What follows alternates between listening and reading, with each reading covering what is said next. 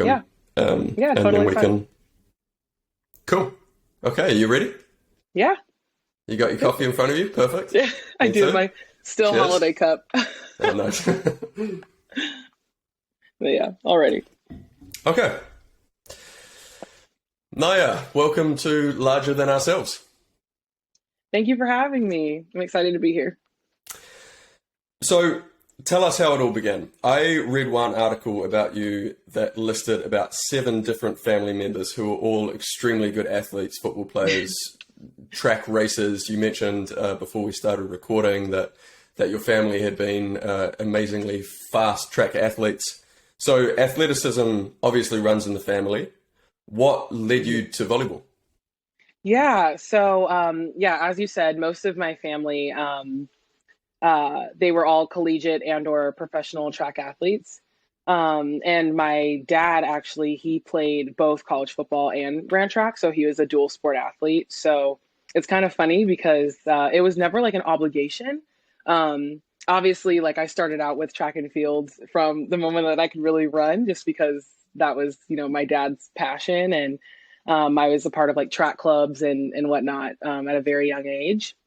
But it was always one of those things where it was like, hey, we're gonna keep you active. You can, choose what you want. But I got to choose, right? So there was never any like pressure from my parents at all that made me have to do anything.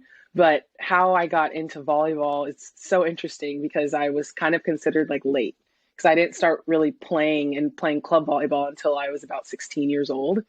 And really, the way that it happened was one of the kids that I had been running with since I was really little.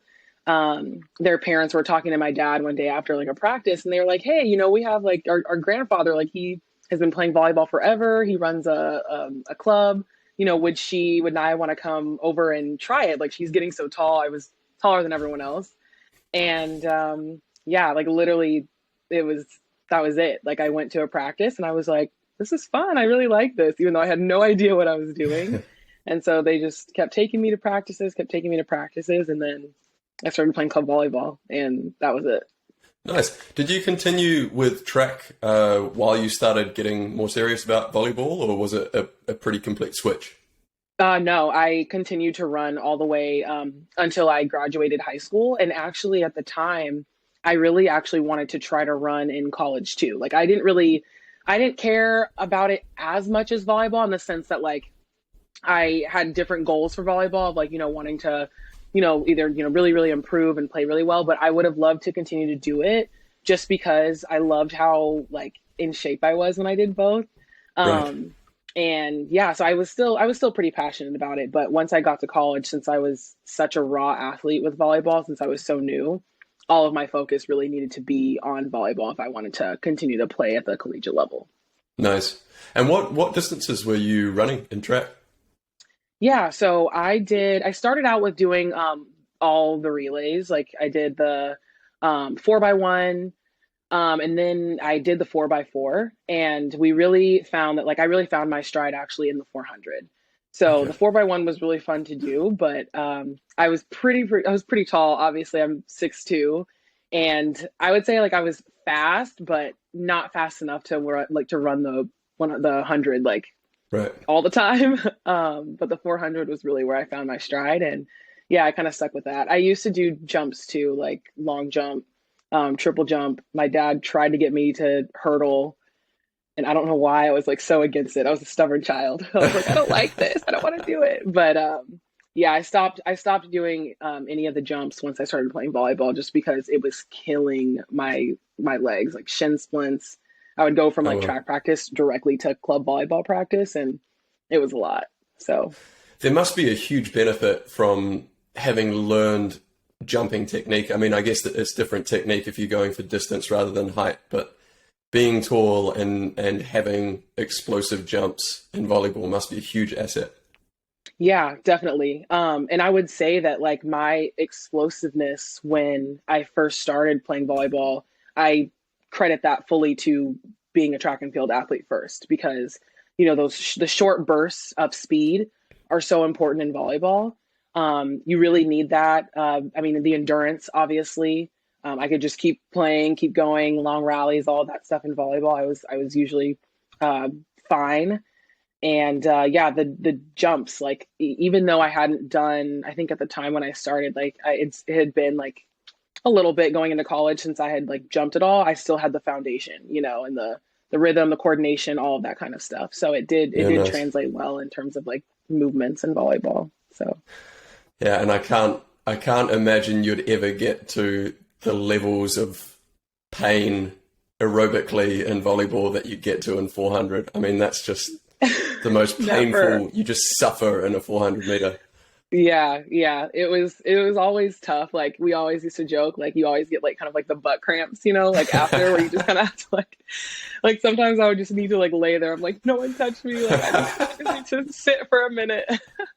The butt But cramps, I haven't heard that one, but I like it. yeah, yeah, that's always the worst. Everyone knows that feeling if you're on the floor. But yeah, that was something that like I definitely enjoyed, even with the pain. Like it was also a very rewarding, race to like push yourself to that level. So yeah, Yeah.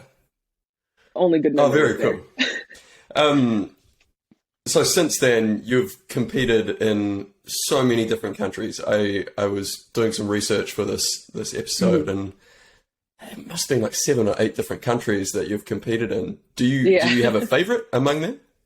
You know what? So, okay, so I used to have favorites, and then I decided that I can't really have a favorite because each place that I went, like I just hold so dearly to my heart from like the experiences that I had. Like there's just so many unique, cities and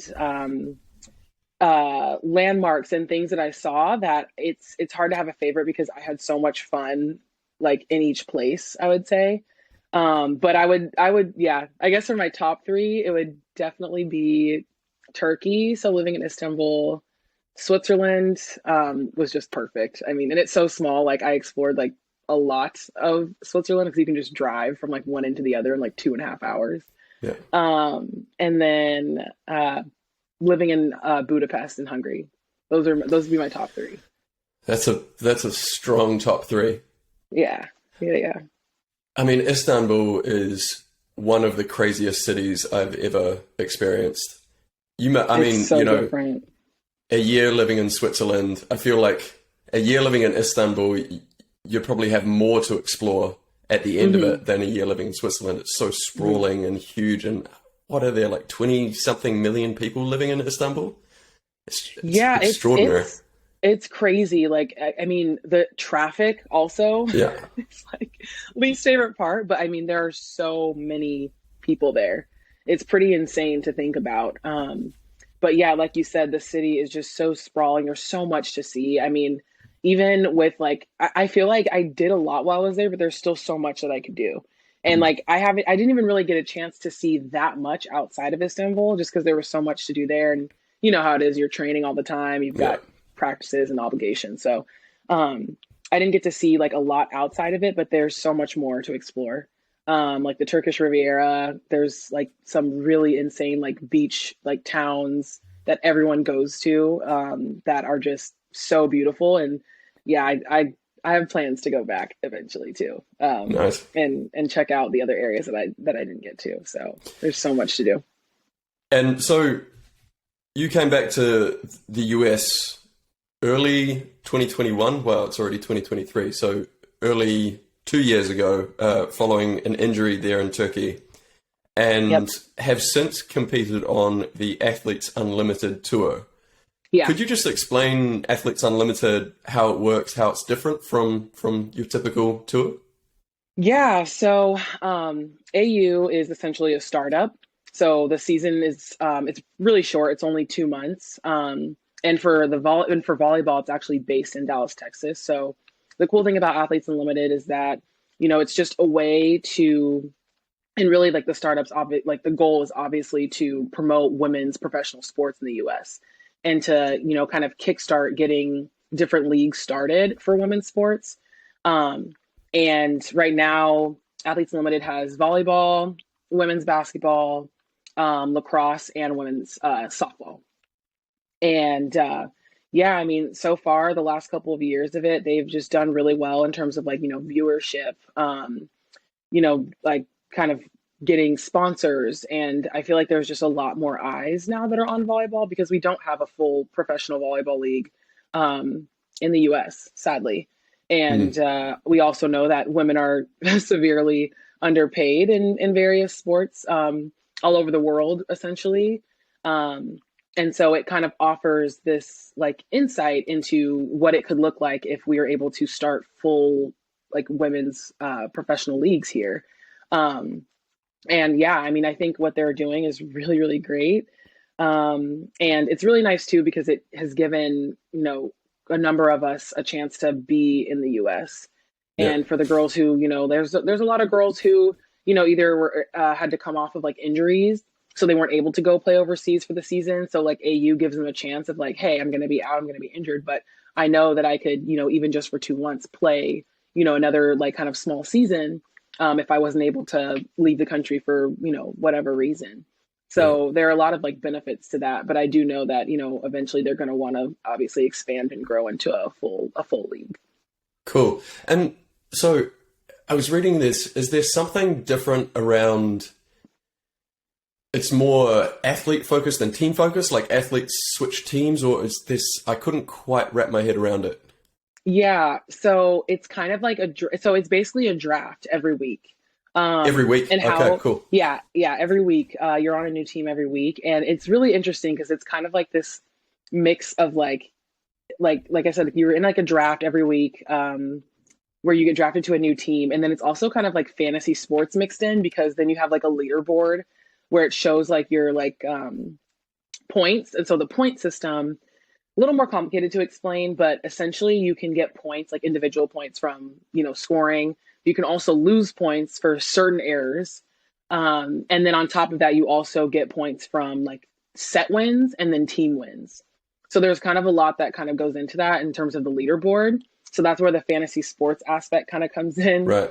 And then, but yeah, so you get drafted to a new team every week, and every week the top four, because it's four teams and like about 44 players or so. So every week the top four players that have the most points for that week, they are like the team captains for the upcoming week for the draft. And Wow. so then they get to like, essentially choose and strategize and figure out how they're going to, build their team in the draft. And we all do it. It's all, everything is visible. So every week on, I think it was always like Sunday around noon. I would say like Central Time. Everyone is on like a Zoom call together, like all the athletes, and then the four like captains, you're in the arena and you're sitting with like we have like coaches, but they're not coaches. So they have four different like coaches essentially who actually were like volleyball coaches, whether it was like in college or club or whatever, and they essentially act as like a guide to help you, for girls who've never To actually coached draft. before. Right, exactly. Right. And throughout the week for practices and for the games and stuff, but they're really supposed to just be an aid. Like they don't get to make the decisions for you. They don't get to pull players or do whatever. Like they're really there just to be kind of like an ear. Yeah. But yeah. Oh my gosh, hold on. Wow. Oh no, yard people are here. Oh, it's all good. I'm gonna. It's all good. I might move because this is gonna probably be really loud. Hold on a Okay, second. no worries. Please feel free not to dive into this if you don't want to. These topics can be quite painful. I've read in doing some research for this. I read about a nasty environment you experienced while playing volleyball in Oregon at college. The article mentioned how the environment, some of the personnel led to anxiety and depression. It is a painful subject. I think it's good for those outside and inside sport to better understand some of the pressures that come with a performance environment. Yeah, would you mind talking us through that situation and the effect that it had on you? Yeah. It's interesting when you kind of go through something like that. And depends on the level, of kind of what happens and how you handle it mentally. But something that I wasn't super familiar with, literally actually until really this past year, was the residual like feeling that you get. That sometimes you don't realize that you like have like kind of these residual feelings. or unresolved feelings until years later. And I would say that was kind of how it was in, like, I would say my healing journey, with what I went through at Oregon, was not understanding how much that has affected me throughout most of my career. Honestly, like, I was having a conversation about this a while ago, but it's kind of crazy to think that it's like a miracle that I have been playing professionally, because what I went through there and what so many other girls also went through, like, a lot of them quit, and a lot of girls, just stopped playing volleyball completely.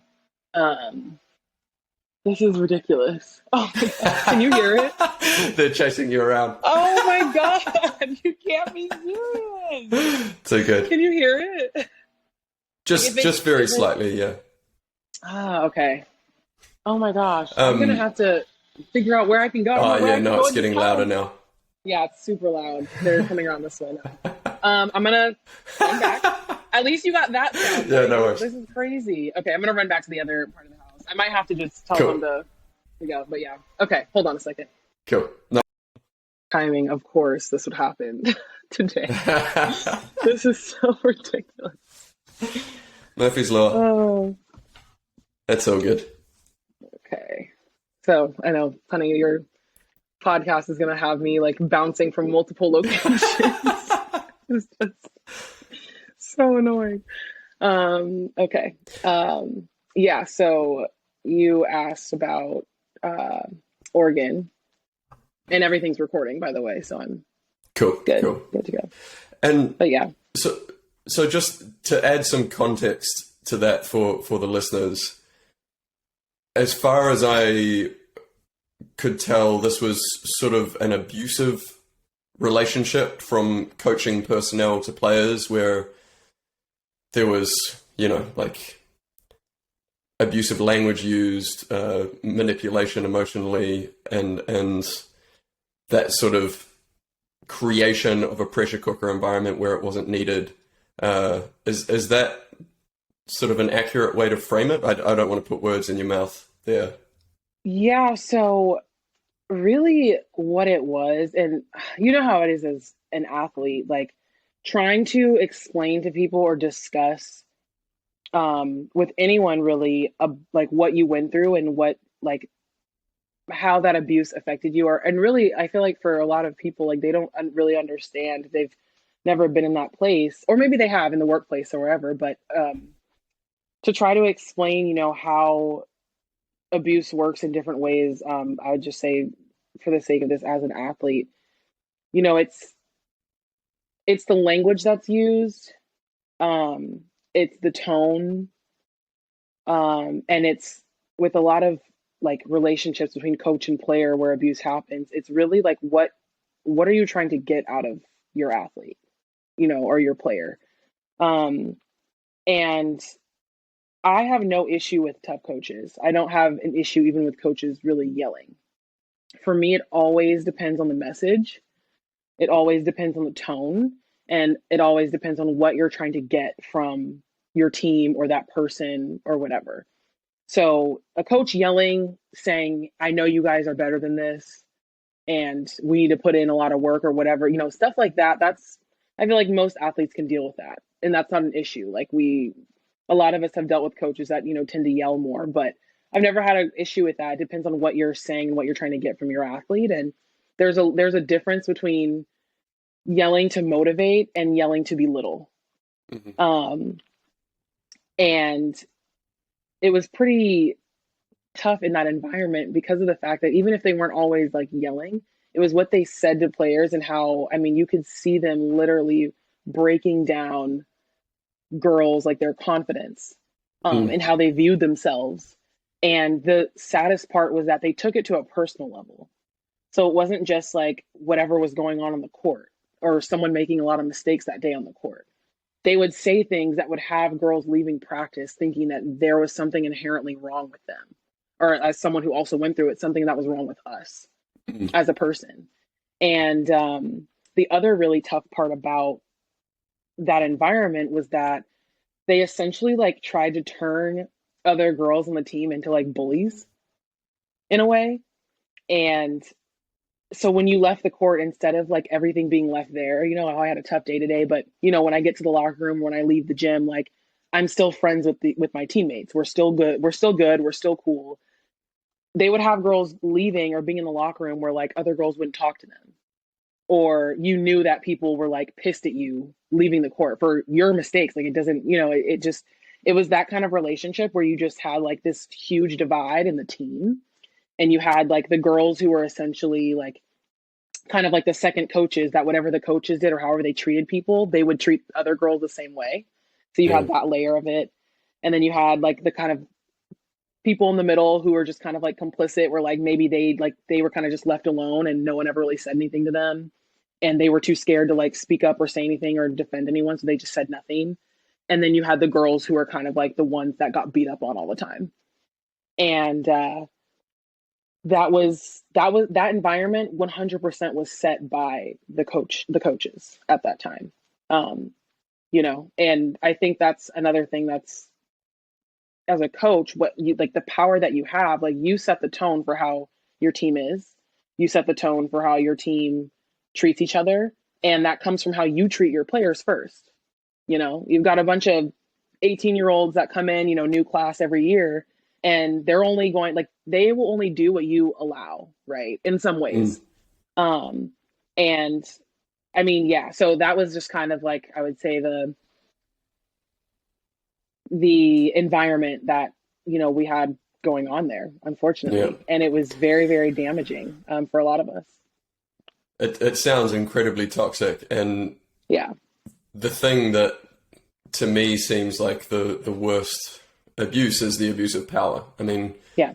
the coaches have all of the power in that situation, and players, I imagine, don't have a huge amount of options. Like they're either in the team or they're not in the team. It's not easy to transfer, or especially Hmm. if you're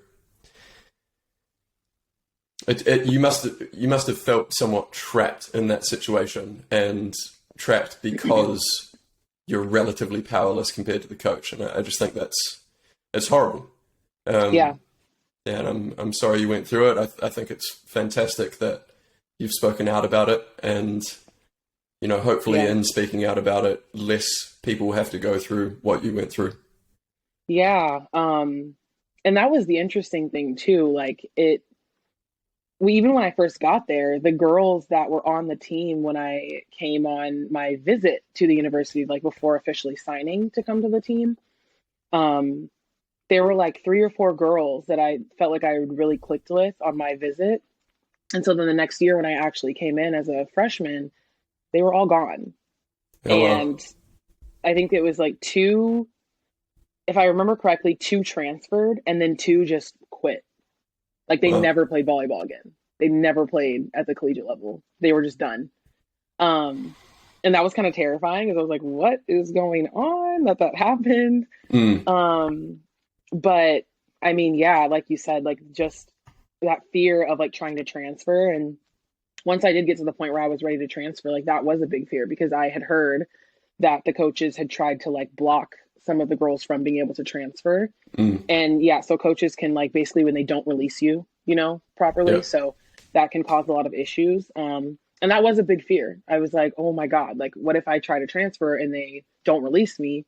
And then I just basically lose out on a season because I can't go anywhere while I have this like hold on my Yeah. transfer, so that's all of those things are definitely scary, but still to this day, even though, myself and a couple of the other girls that we spoke out received some backlash, it's been so worth it. I have been contacted, and actually, it's so crazy. Even just last week, I got another message, but over the years, I've gotten different emails, Instagram, like DMs, Facebook messages from women that are all older than me that played in the late 90s, 2000s. Um, they're married, have kids, like they're in a completely different area of life now. And they're like, I saw your article. Thank you so much for speaking out. This is what I went through at this university, and all from different universities around the US Well. that those coaches were at. And there's stories from all of them. And that's pretty insane. Yeah, So, I've just got goosebumps. yeah. It's, Yeah, it's crazy.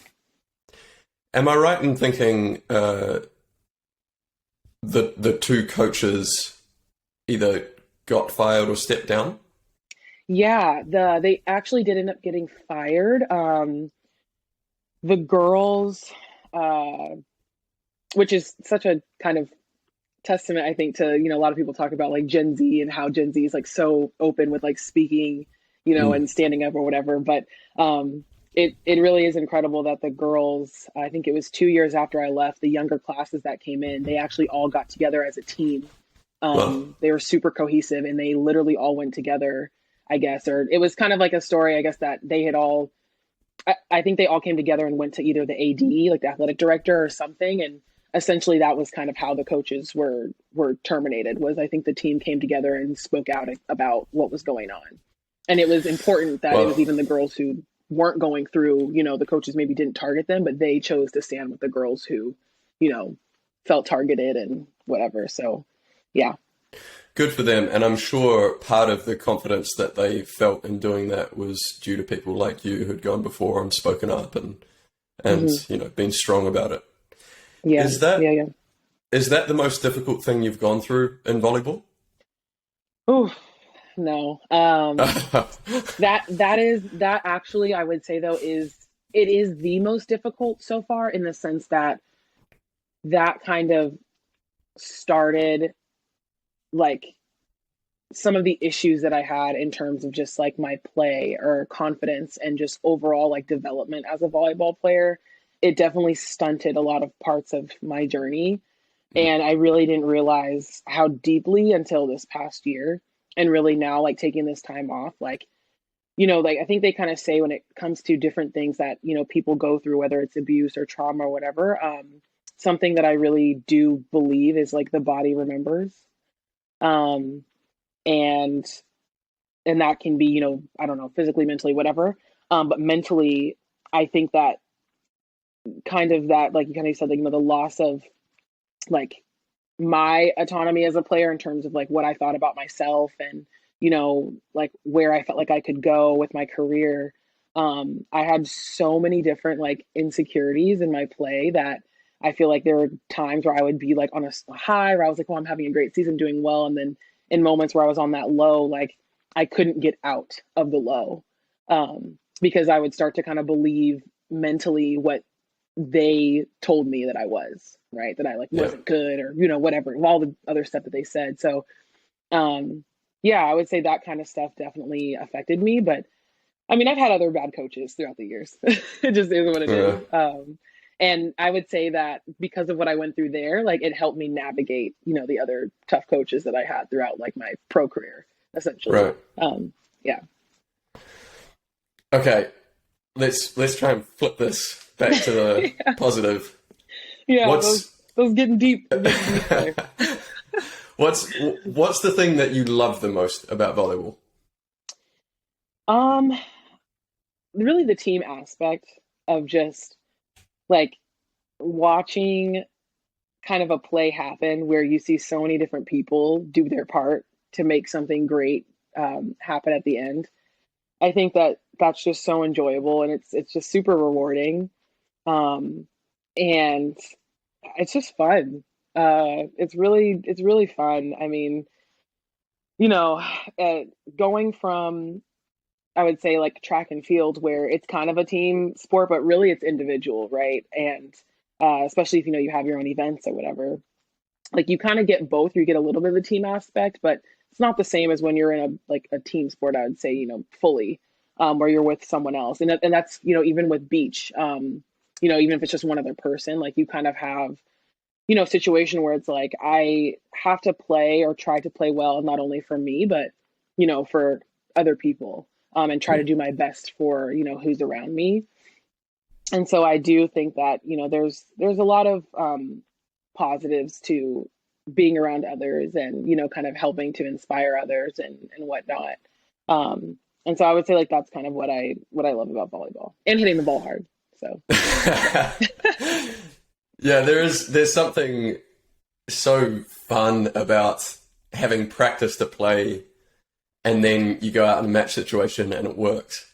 Like, Yeah. you know, I've played doubles on the tennis court now for basically exclusively for, I don't know, 7 or 8 years. And, Oh, wow. and, you know, if you practice something, you practice it over and over, you put so much effort into it, and then you get to a match and get to a big point and you do that thing and it works. It's just like, oh, look, that's what we spent so much time doing and it actually happened. And I feel like I see the same glee in one place. I feel like I really see it is in professional football or soccer. Mm-hmm. If a team scores from a set play, they all just look at each other like, ha, like it worked. Like this thing that we practiced, it actually worked. It's just so cool to see. And you just see the hours of practice that have gone into it. Exactly. Yeah. And yeah, I think that's the part that's so rewarding, where it's like in those team sports, like, yes, even if like you are the person to score the goal or you are the person like in volleyball to get the kill or whatever, like that's not possible without your team.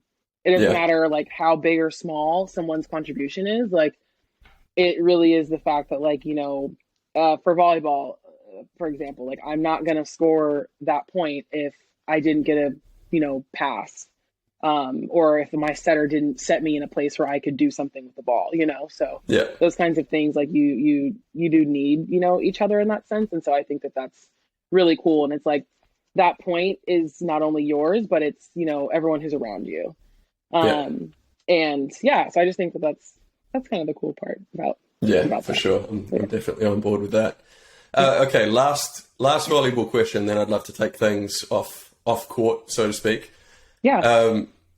You studied journalism and broadcast journalism, and if I'm not mistaken, you've done some work in those areas already. And something that I think a lot of athletes struggle with is the idea of what comes after sport, what comes when the active athletic career ends.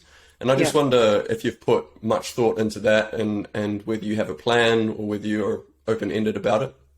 Yeah, so that's actually definitely something that I've had a lot of discussions, even with friends of mine who were athletes and stuff too, about, you know, like, how do you plan, how do you prepare for what you want to do and what you want to pursue when you're done playing.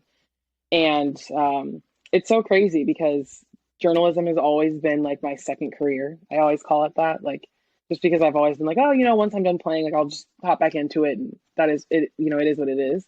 But now that I've actually had this time off, first of all, I've really just taken this time for my recovery, physically and mentally. So since my surgery in the summer, it's really been like, for me, I didn't put kind of a timeline on if I wanted to stop playing or if I wanted to pursue something else or whatever it is. Like, I've really given myself the time to really just sit back for a little bit.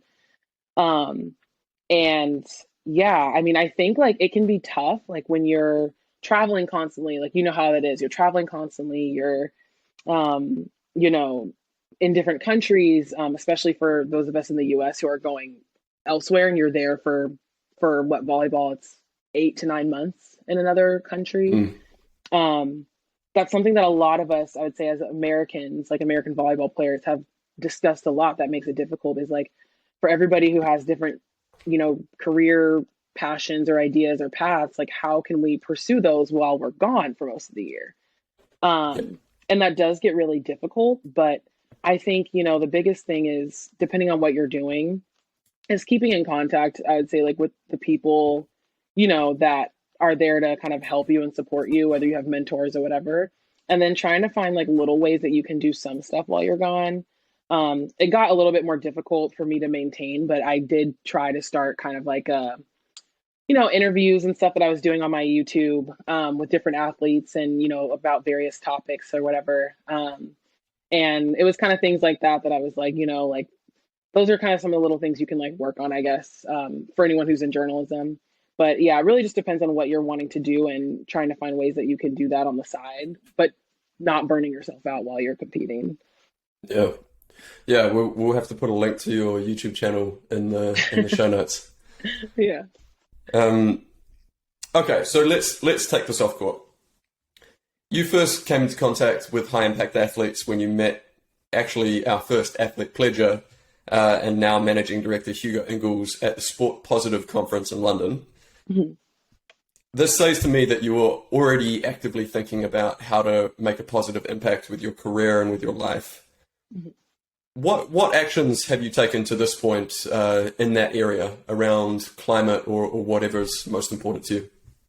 Yeah, so I've been working with Players for the Planet, and we actually just went last month on because yeah, Sport Positive was in October, and so then yeah, we had been planning kind of since the end of October for this trip to the Dominican Republic, where we were our mission going there was to connect with the youth and some of the young athletes that were there.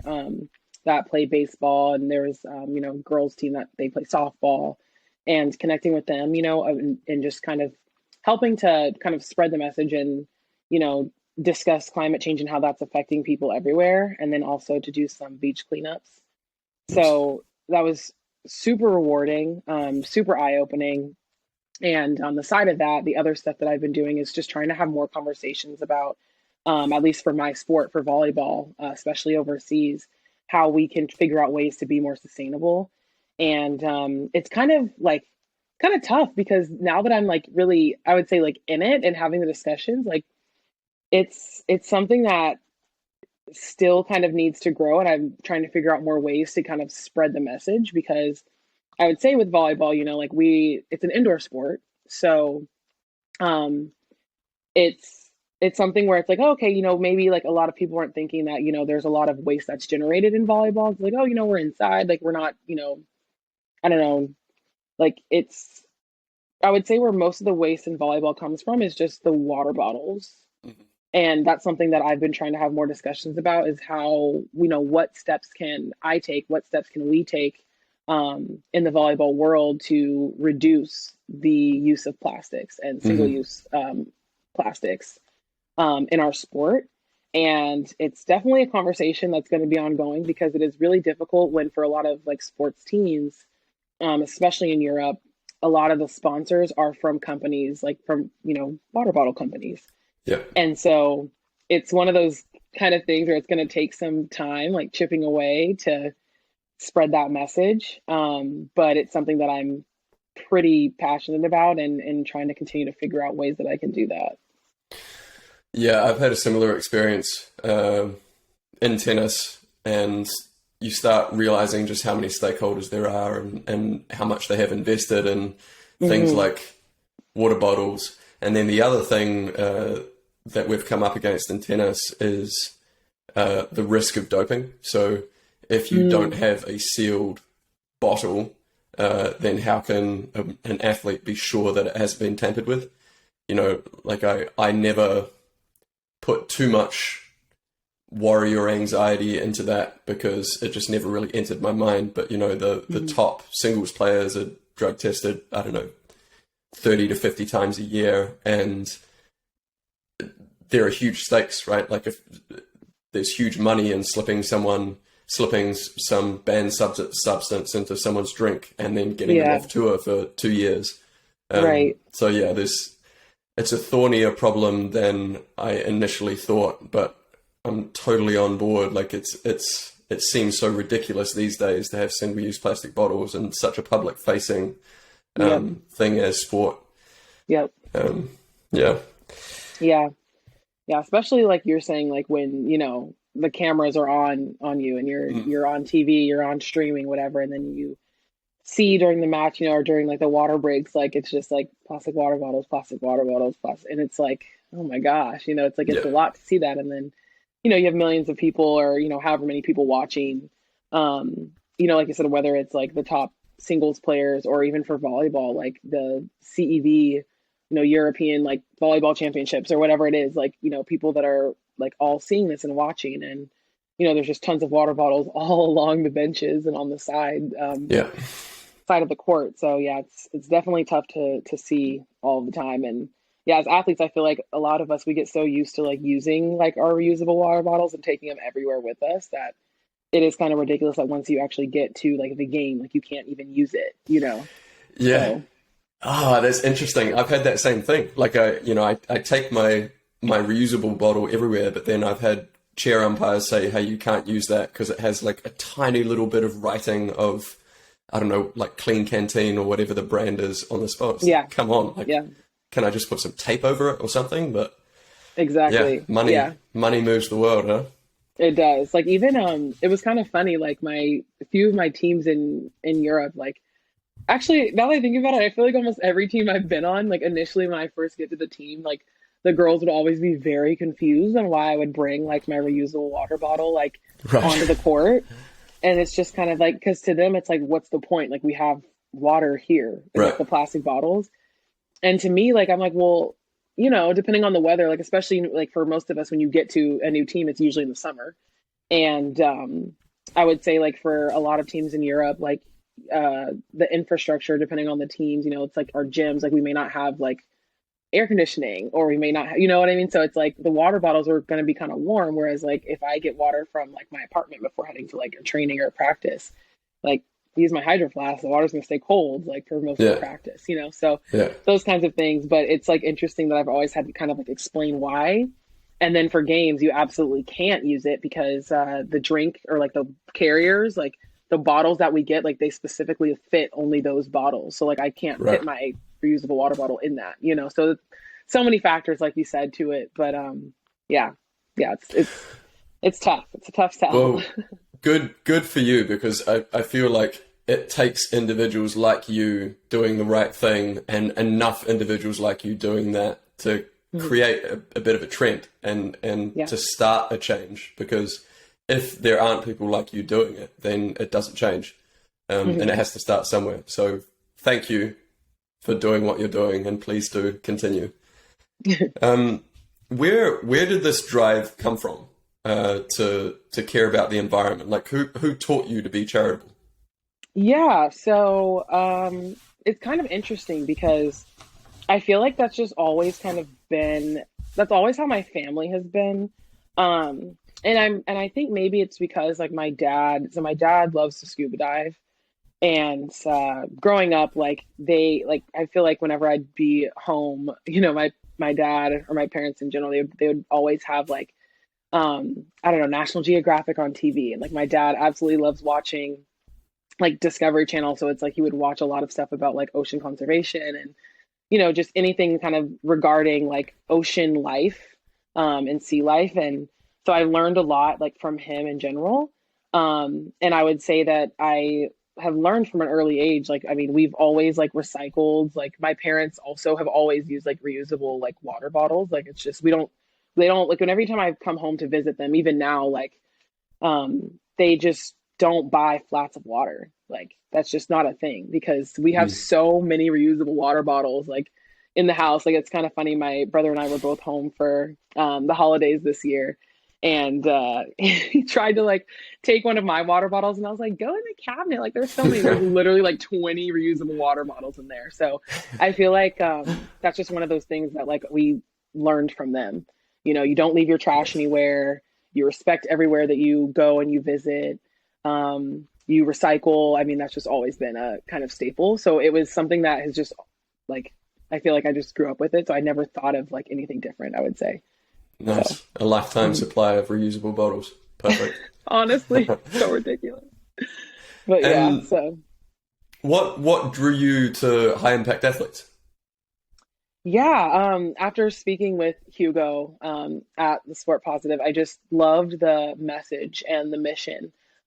Specifically, the one thing like that is big for you guys is, I feel like so many people now are like kind of scared to donate, because it's like the Mm. whole idea of like, oh, like where's my money actually going? And so I feel like HIA has like the authentic message that, hey, this is exactly where your donation is going. This is exactly, what's going to happen with the money that you decide to donate. And I think that transparency is so important in kind of this like insane time we're in with like disinformation and no one really knowing like what's going on with I just think that that transparency is one of the most important things. And it's kind of like, I don't know, the message to me, it's just so like genuine in the way that, you guys have presented it.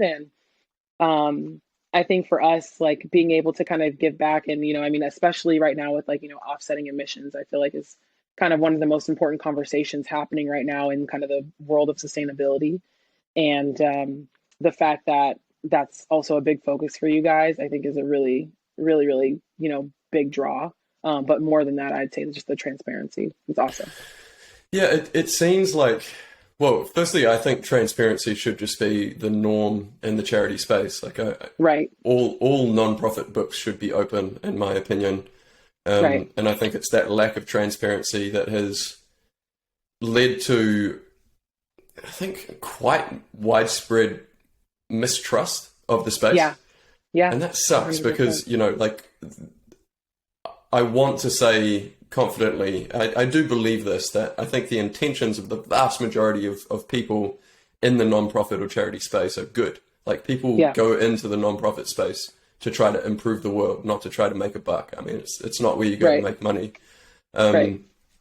But I think just because of how opaque the books are and how opaque the measurements and analytics and, like showing the outcome of what donations do, not just like, hey, well done, you donated money, but hey, you donated money and this is the real world impact that donation has had. Like the Yeah, lack of that stuff, I feel it's resulted in less trust. And I think it seems to me that what athletes are really resonating with high impact athletes is everything's open, everything's transparent, which means that you can trust it.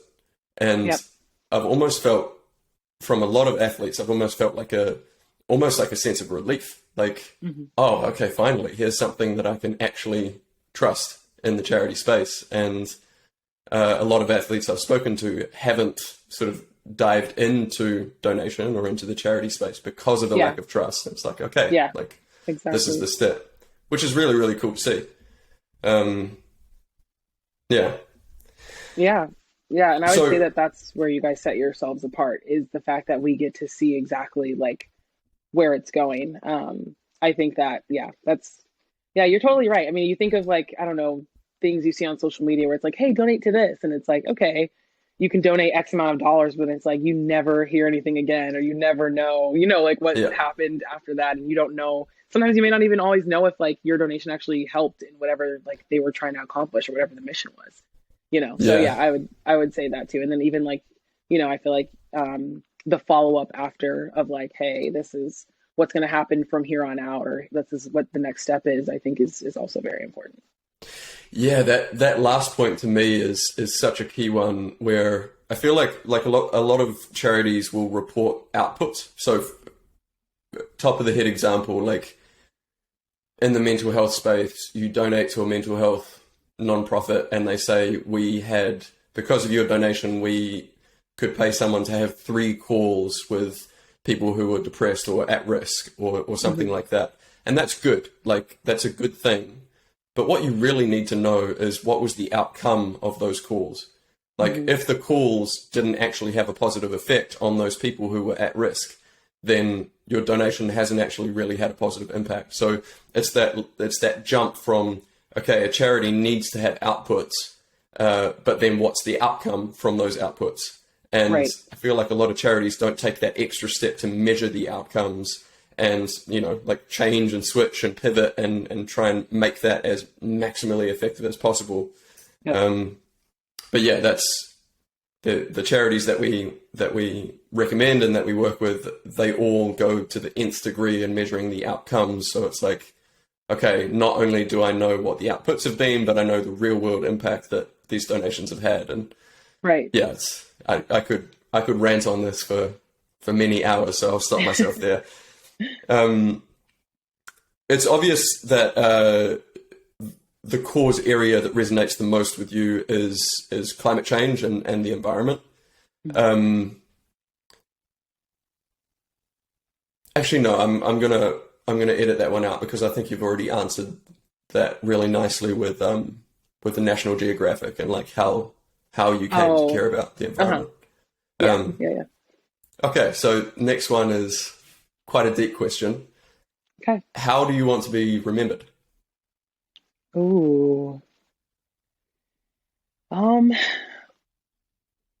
I would say for me, I want to be remembered as someone who will always speak out um, about things that I feel like are not like that are wrong or things that aren't right, and speak out about injustices across, various topics, situations. I think it's one of the scariest things, I think, to put yourself out there when you have opinions about things that you want to change, essentially, right? Um, and it's scary to kind of be the person to speak out, whether it's you're speaking out against, as we both talked about, like companies, corporations, whatever it is, when it comes to climate change. And obviously, we talked earlier about, speaking, I guess, out against coaches, um, and someone who's just in a place of power that you're not.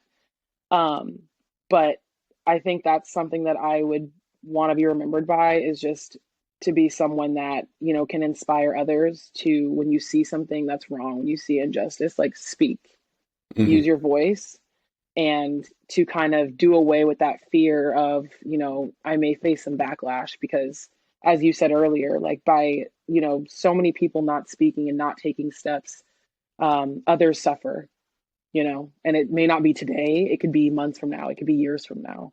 And actually, there was, just to kind of go a little bit back into the volleyball thing, the message that I actually got this week was from a woman that played at a state college here in California back in 2002. And she had my coaches. And she kind of said the same thing, where she was like, after reading your letter, I absolutely wish that I would have spoken out about what I went through back then, because maybe, years later, you girls wouldn't have gone through, what I Mm. went through back then. And it was really tough for her because, from what she described to me, I think she was going through that by herself. And that's really difficult to try to speak out on your own. Mm. And so there's definitely strength in numbers when it comes to, fighting against anything. And so that's kind of what I would say is just, yeah, being remembered for speaking out, but also being remembered for being able to have tough conversations with others, and having others also want to use their voice as well and inspire others to kind of come together to speak out. Beautiful. And I think it's already happening. Yeah, yeah, Um, definitely.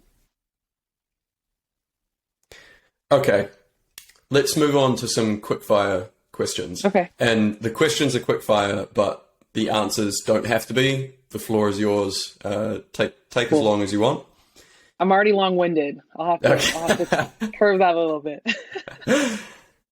What is humankind's biggest flaw? Selfishness, 100%. Um, we have a very fundamental problem. I can speak just as an American on the US. We have a very fundamental problem, at least here in our society, of selfishness, in the sense that people really struggle, really, really, really struggle here to see outside of themselves and their life and their situation. Um, I think, the whole fight with climate change is the fact that we are living on a planet that essentially has everything that we need to survive. And not even just survive, but to live, right? And I think the way that a lot of Americans operate in the sense of selfishness is just everything like has to be excessive. Like everything has to be bigger, and everything has to be, just like there's Hmm. always like this just need for more. And so it's just Mm. kind of a combination of selfishness and like greed. And I think it's one of those things where, there's enough for everyone to at least have a basic, like for everyone to have their basic needs met, if that makes sense.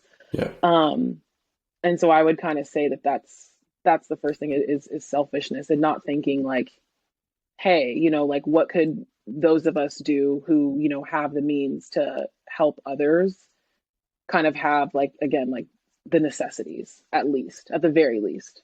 Um, yeah. Yeah. There's That's what I would say. on our website we have this widget that was created by Giving What We Can called How Rich Am I? Mm, And basically you plug in the country that you live in, your how much you earn each year, and it mhm, shows what percentile you are of sort of the wealth list of the world. mm, And a few months ago I was doing a presentation in New Zealand and I looked up what the median income was in New Zealand, mhm, and I plugged it into the How Rich Am I calculator, mhm. and the median income in New Zealand puts you in the top 2.8% of the richest people in the world. That's And insane. it is insane, and it resonates so strongly with what you were just saying. Like, we've won the lottery by being born into higher income countries, and our standard of Hmm. living is so much higher than the vast majority of the world's. And I Yeah. love, like, every few months I'll go into that How Rich Am I calculator just to get a bit of a punch in the face about, like, like, have some perspective, like, Yeah. you've got it good. Yeah. So yeah, I completely resonate with that. Yeah. Yeah. And it's actually like interesting, like even to kind of think of like, I don't know, like my own like selfishness, where you have a day where you're like complaining about something, or whatever. And it doesn't mean that you can't have those days, but um it is kind of crazy to think like you said, because like we were lucky enough to be born in higher income countries, like I can't fathom the thought of growing up in an environment where like I don't have running water. You know what Yeah. I mean? And that's just it's what it is. Like we can't help that we have these like um I would say like biasness, or kind of like that selfishness that you kind of get from like growing up a certain way. It just takes being aware of it, right? Yeah. And like understanding. Um and I think that in like where we are now, obviously, and where you are like with HIA, is the fact that we know and understand how lucky we are, and the fight for climate change. I call it also like climate justice, right? It's like Hmm. the fight to help everyone. Like it's kind of crazy how much pushback there is when it comes to like climate change, and like these conversations, like you said, about other, people in other countries that don't even have like, their basic needs met, is the sense of like anyone thinking that anything with climate change has to do for like it has nothing to do with like selfish reasons. Like this is only going to help literally everyone, you know. Hmm. Yeah. So yeah, I would say that that's, yeah, something that I find interesting too, when you kind of talk about um yeah, like how people feel overall when it comes to thinking about how others live around the world. And Yeah. yeah. Trying to add a bit of perspective. Uh, do you believe that humans should treat other animals relatively equally? Animals, you said? Other Yeah. animals?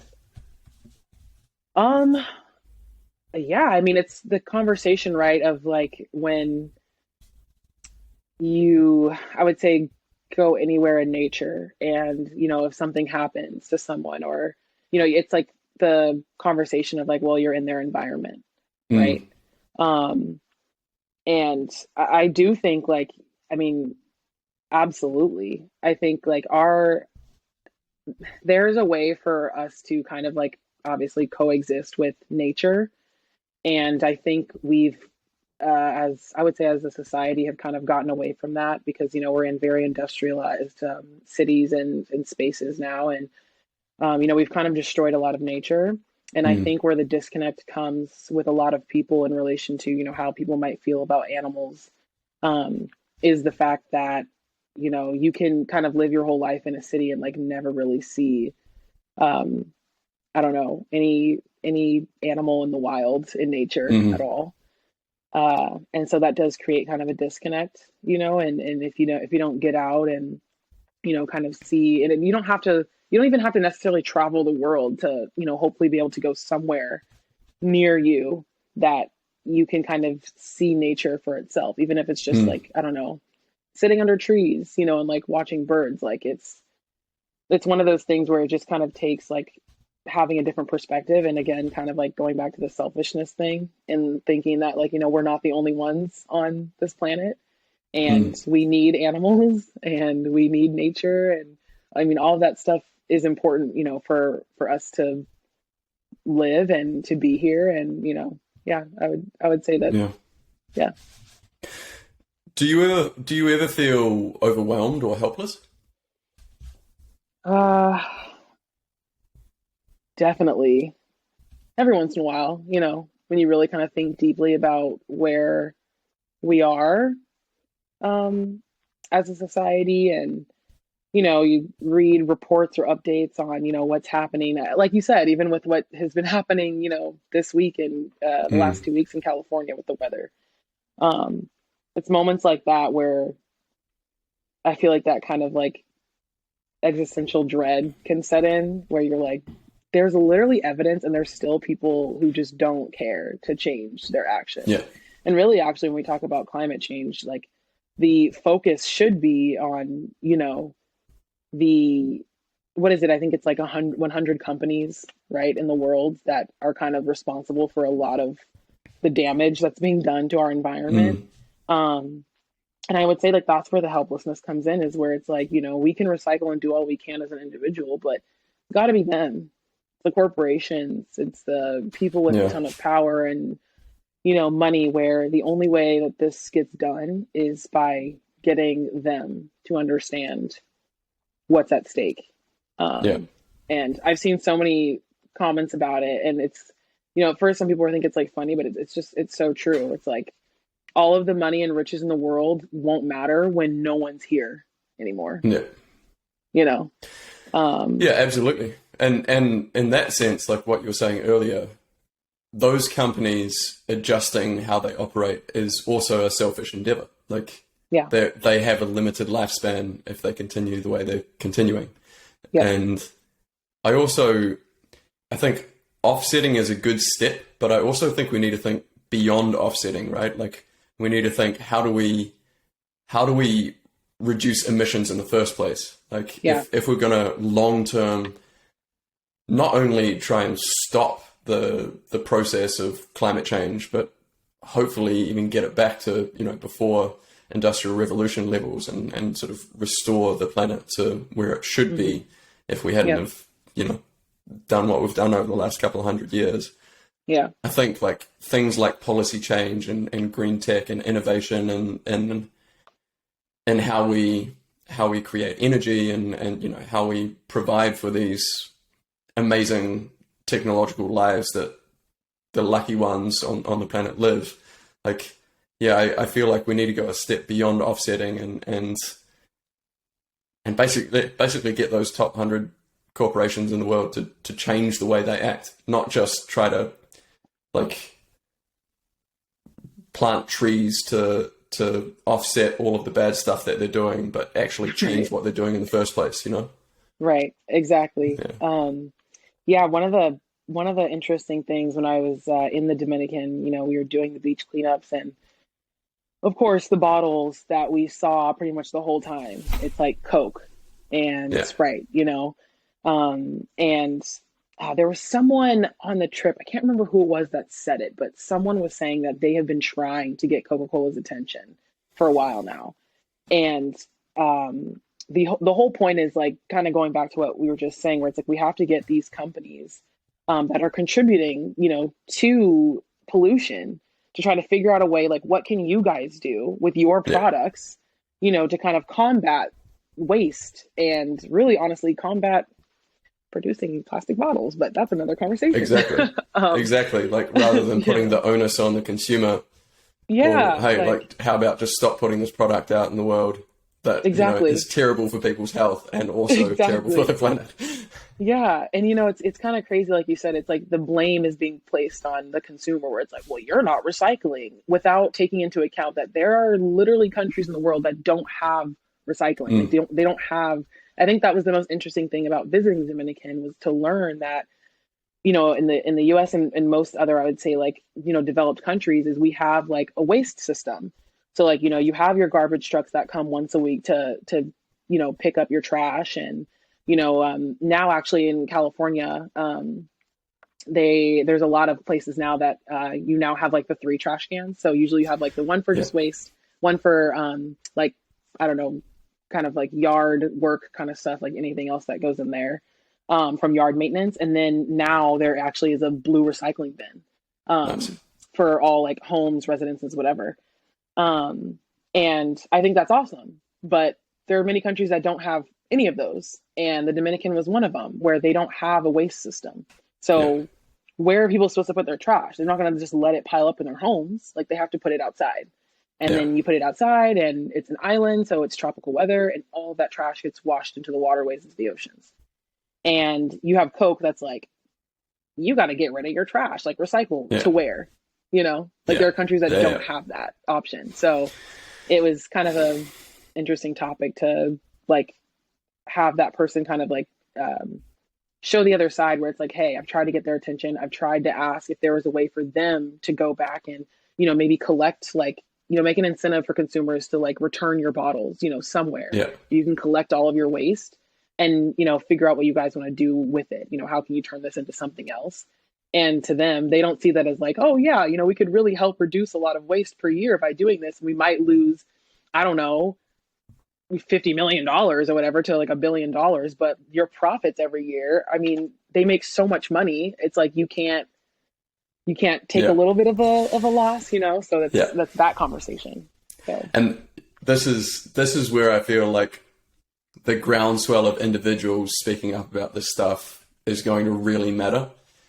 Because if you get enough people saying, hey, Coca-Cola, the fact that you're not doing anything about this is ridiculous. You're the one supplying all of this plastic. You're the one that's creating all of this waste in the ocean, that's, getting into fish's bloodstreams and that we're eventually eating. Like, you do something about it. If there's enough of a groundswell of people pushing for that, then, maybe it actually starts having a negative impact on their profits. And maybe then they're motivated to be like, oh, okay, maybe we need to actually do something about this for our bottom line. I mean, it is sort of disgusting how money-oriented things are, but if that's the reality that we live in, then maybe that's just the lever that we have to use.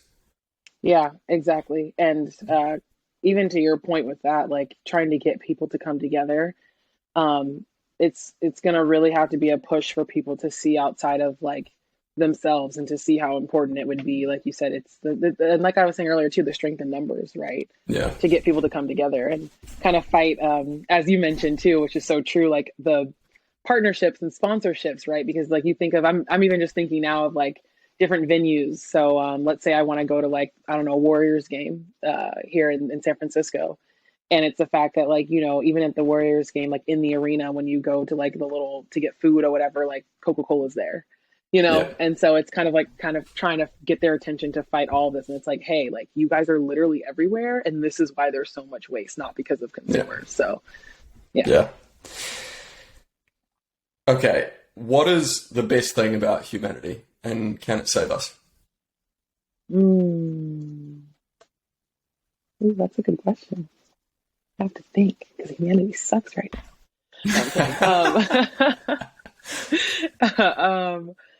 No, the best thing about humanity, I would say on the other side of obviously the worst thing about humanity, I said was selfishness, but the best thing about humanity is when people really come together. And that may sound kind of like cliche, but I really think people coming together is the most important. I mean, it is really kind of like how we survive, like people need each other. There are a lot of things in life that you can't do alone. You need some kind of support system, and it's really, really difficult for anyone out there that doesn't have that. And I think if you look at any kind of anything in throughout human history that's been accomplished, there's so many situations where people coming together to do something has made a huge impact. And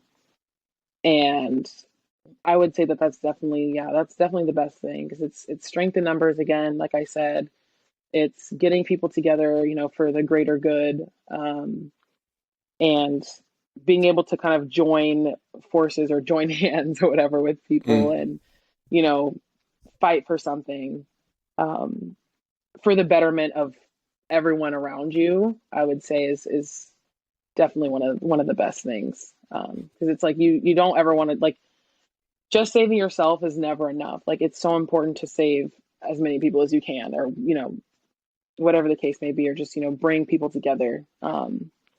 And yeah, I mean, yeah, that's what I Yeah, would I say is love the best that. thing about humanity. Okay, last quick fire. What are the three biggest things that define you? Mm. Oh my God. Three biggest things that Difficult quick fire question. I'm like, oh my gosh, what is it? Three biggest things that define me. Hmm,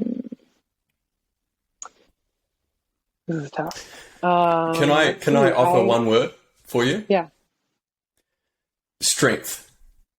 Because yeah, I think it takes a lot of strength to stand up and speak out and do that knowing that you will get some backlash from some cynical people. yeah, yeah. I was actually going to say resilient, so I guess that would kind of be, Mm, the same thing. That's actually kind of the word that I would say stuck with over the past like year and a half now has been resilience. Um, because I would say for myself, like there have definitely been different times throughout the last, I would say more so focusing on like college through now pro, these past years that have made me feel like, those days where you just are like, oh my gosh, like this is the worst thing ever. How am I going to get past this situation, or whatever. mm, And the resilience is kind of being able to have the mental fortitude to be in those lows, but then still be able to kind of come out on the other side. mm. Um, and it's definitely not easy. Um, so I would choose resilience, and then let's see what else. Hmm. I would choose.